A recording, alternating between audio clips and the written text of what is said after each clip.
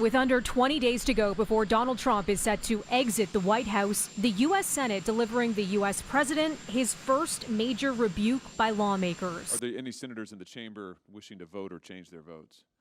Seeing none on this vote, the yeas are 81, the nays are 13. 2/3 of the senators voting, a quorum being present, having voted in the affirmative, the bill on reconsideration is passed. The objection to the President of the United States to the contrary notwithstanding. Completing the annual defense legislation that looks after our brave men and women who volunteer to wear the uniform. We've passed this legislation 59 years in a row.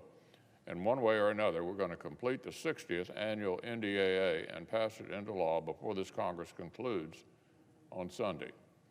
It's a serious responsibility, but it's also a tremendous opportunity to direct our national security priorities to reflect the resolve of the American people and the evolving threats to their safety at home and abroad. During a rare holiday session Friday, the Republican-led Senate voting overwhelmingly to override Trump's veto of a major defense bill with more than the needed 2/3 majority support. House had already voted to override the veto.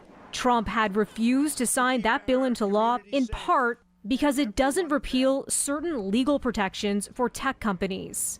And it includes a provision on renaming bases honoring Confederate officials.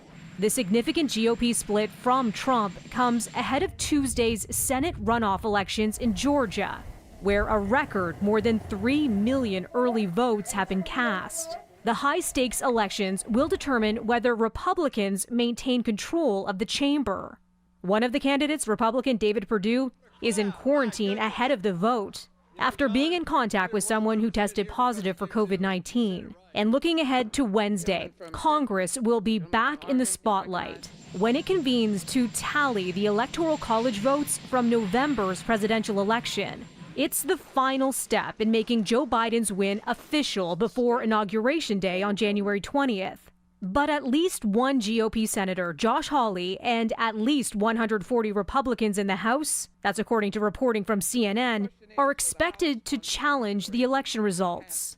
While the objection could trigger hours of debate, it has virtually no chance of overturning the results. Senate Majority Leader Mitch McConnell acknowledged Biden's victory last month, and he's urged other Senate Republicans to